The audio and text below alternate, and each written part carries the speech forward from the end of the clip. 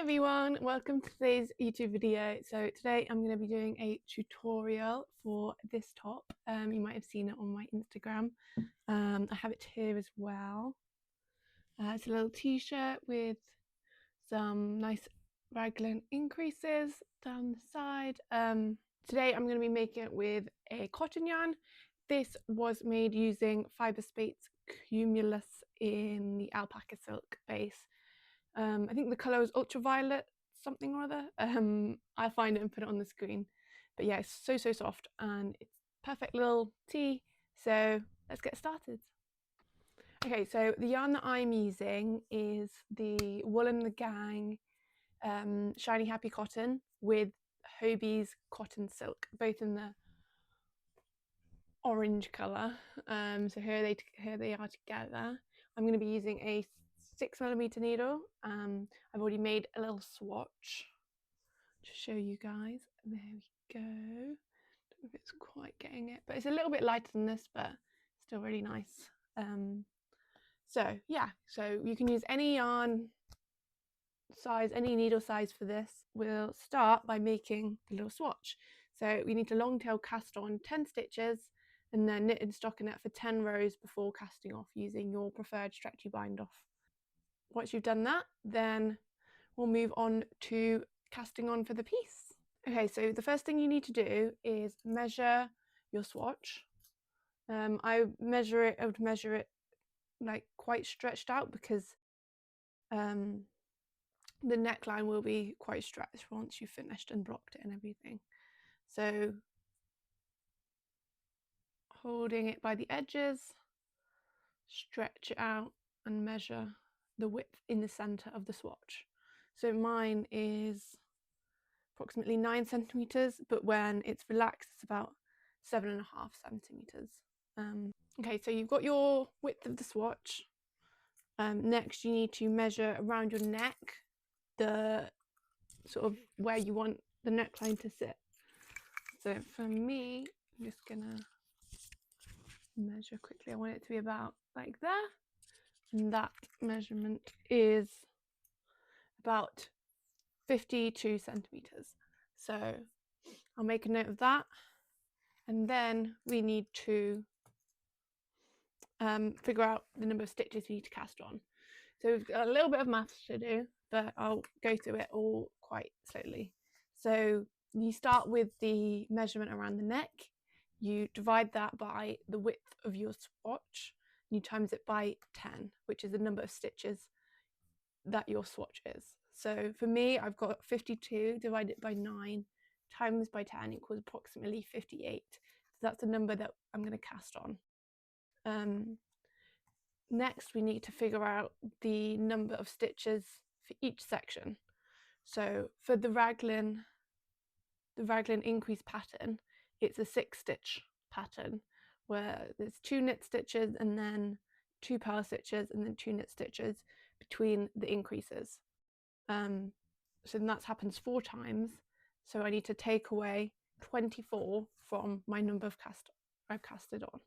So I've got 58 minus 24 equaling 34. So now we need to decide how many stitches for the arms versus the front panel and back panel.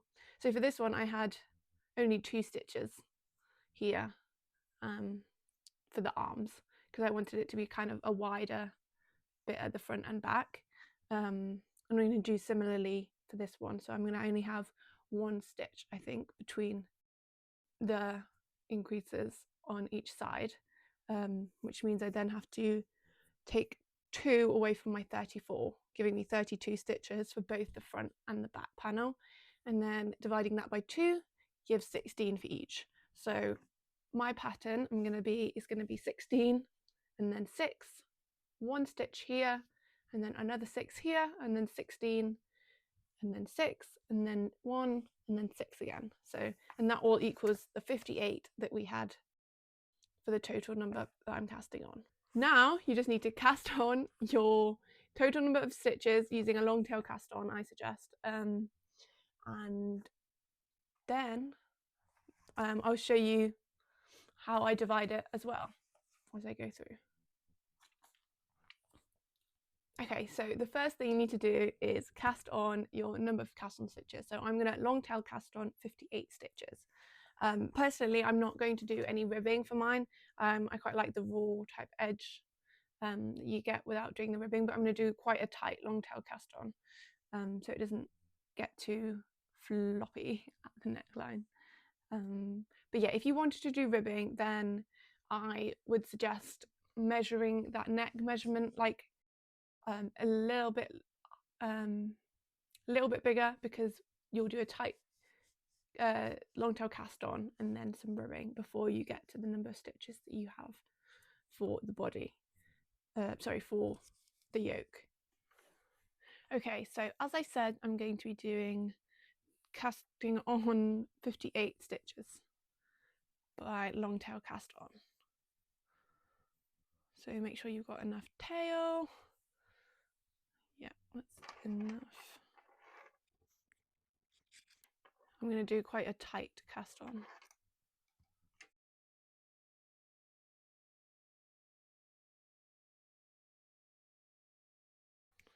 Okay, so once you have done your cast on stitches, you need to place a marker for the start of the round. So the start of my round is going to be in the back of the middle of my back panel. So as I said, that the entire back panel is going to be 16 stitches. So I'm going to split that into 8 and 8. So I'm going to do 8 stitches here before the start of my raglan stitches.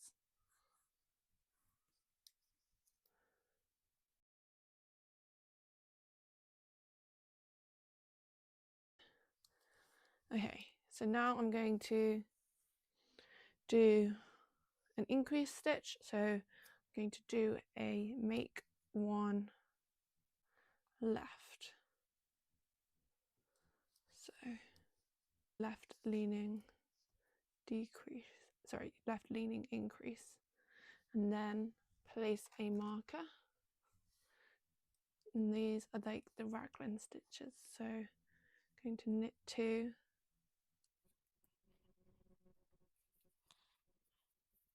and then purl 2,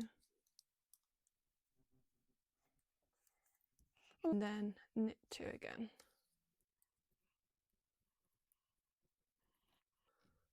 And then I'm going to place another marker,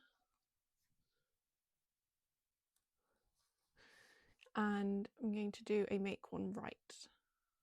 So a right leaning increase.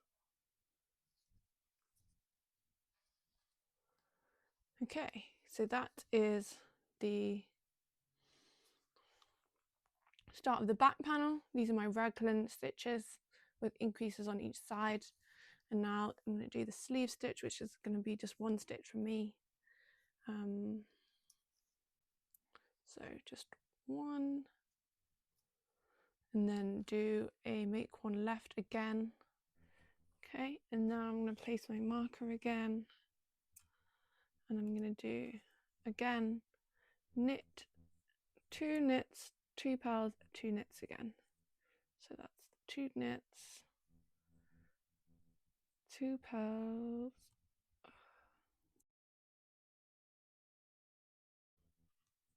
and 2 knits.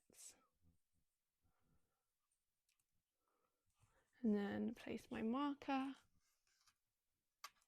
and then make one right. So that's another set. So going back to the start, that's the start of the round marker. That's our 8 stitches for half of the back panel. First set of raglan stitches, sleeve stitches, second set of raglan stitches, and now we're on to the front panel. So now I'm knit my 16 stitches. That's my front panel stitches. Now I'm going to do the raglan increase section again. So make one left,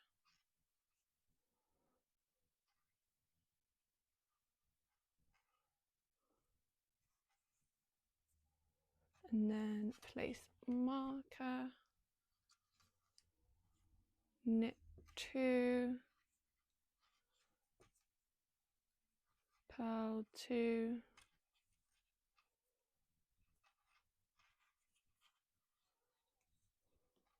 knit 2, and then place another marker and make one right. And now knit the one stitch from my sleeve stitches, and now I need to make one left for the next set of raglans. That's my make one left, and now I'm just going to do my raglan stitches again. So knit 2, purl 2, knit 2,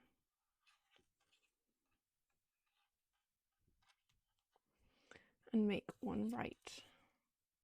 Now we should have 8 stitches. Oh, I forgot my stitch marker. Oh, the stitch marker should be before my increase. Sorry about that. So put your stitch marker on, then do your increase, and then there should be the second half of your back panel stitches. So 1, 2, 3, 4, 5, 6, 7, 8. Perfect. And then there's your start of the round marker. Okay, so after you've done that first row of placing your markers, the next thing is going to be a row of knitting all stitches. And then again, you'll do your increase round and then knit all the stitches. I'll put the row types on the screen. You just keep going in between the two. So normal row, increase row, until you get to about 3/4 of the length of the yoke you want. Okay, so I have just finished about 3/4, I'd say, of the yoke. You can see it's working up nicely there. So I am just going to measure how many more centimeters that I want for the width, for the length. And then I'm going to do those rows and then try it on again. And at that point, then I'm going to either decide to carry on doing the same increase pattern, as in increasing both for the sleeves and the body, or whether I'm just going to increase for the body or just for the sleeves, or if I just want to continue with my backwards loop cast on and separating for the body. So just now I'm just going to measure how much more length I need, probably about 5 centimeters or so, and then I'm going to knit those rows and try on again. Okay, so I have knit those rows, those 5 centimeters of rows, and now I have tried it on and I am happy with separating for the body and the sleeves. However, if you have tried it on at that point and you feel like the body is at the right sort of width but the sleeves aren't, then you can do some rows without increasing at the body panels but increasing at the sleeve panels, and vice versa. So if the sleeves are at the right place but the body isn't, then you can do it with just increasing the body but not the sleeves as you go round on the increase rows.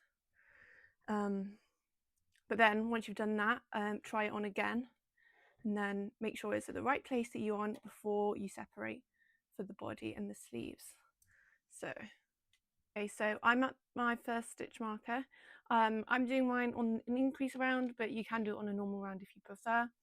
But I'm just going to remove that marker, knit the first 2 stitches as pattern says. I'm going to purl 1 and then we're going to separate in between those 2 purl stitches. So from here, I'm just going to put all of my sleeve stitches onto a holder.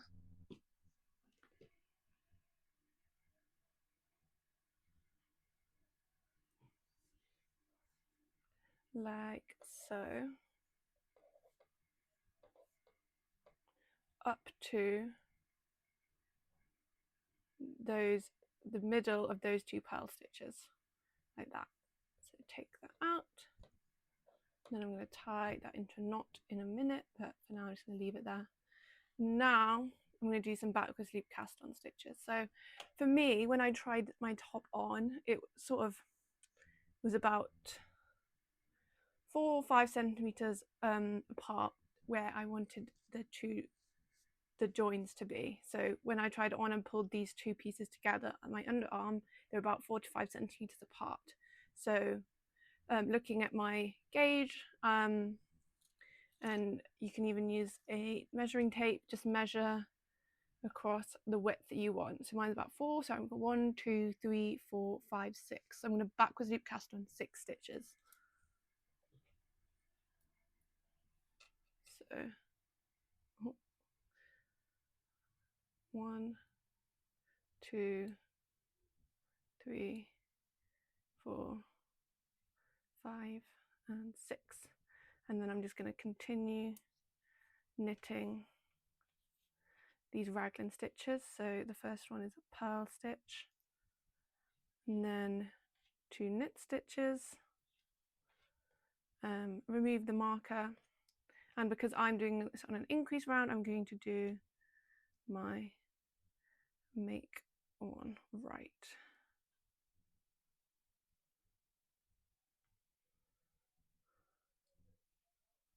And then continue knitting until the next set of stitches.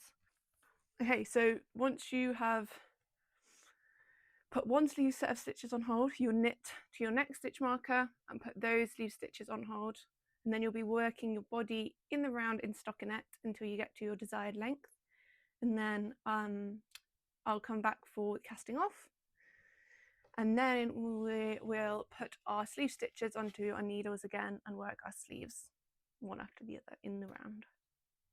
Okay, so I have sort of finished the body portion of mine. I recommend trying it on every so often as you knit down to get the right length and everything. Once you're at this point, once you've got to the point where you want to finish, then you need to cast off. So you can either do some ribbing before you cast off, or just cast off generally. If you do ribbing, I do recommend doing Italian bind-off technique because it's great for ribbing. I'll link her tutorial in the description below. But I think I don't think I'm going to do any ribbing, so I'm going to just do the standard bind-off technique. I think keep it quite loose so it's not too restrictive, and then we can go on to the sleeves. So the next thing you need to do is put your sleeve stitches back onto your needles.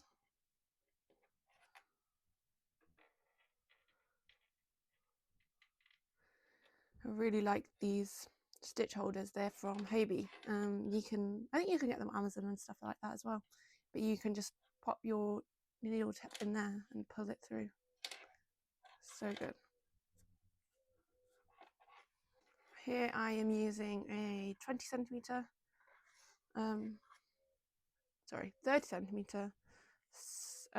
cable needle, circular cable needle with the same needle size as for the body, obviously. Okay, and now you need to be picking up stitches with the new bit of yarn. Okay, so I'm going to pick up a stitch here.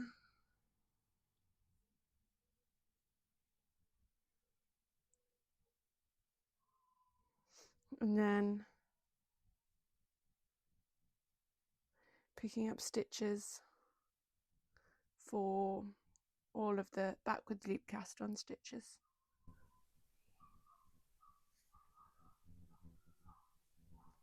It's quite stiff yarn. There we go. So yeah, all the way across there.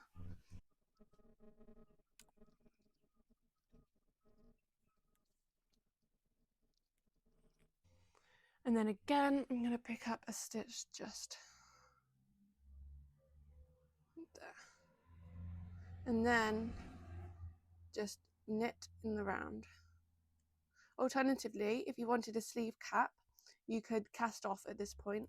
I would use just the standard bind off technique if you were casting off there, or knit in the round for your desired length, This could even be like a long sleeve. You could do a long sleeve version, knit all the way down to your wrist before casting off.